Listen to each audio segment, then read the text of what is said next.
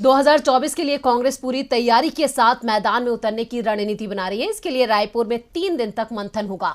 24 फरवरी से छत्तीसगढ़ की राजधानी में कांग्रेस का अधिवेशन शुरू हो रहा है, जिसमें पार्टी विपक्षी एकता के साथ ही पार्टी को मजबूत करने के उपायों पर भी चर्चा होगी। साथ ही कई बड़े फैसले भी लिए जाने के संकेत मिल रहे हैं। 14 फरवरी से 16 फरवरी तक बीबीसी के दिल्ली और मुंबई दफ्तर में आईटी डिपार्टमेंट के दर्जनों कर्मचारी जमे रहे।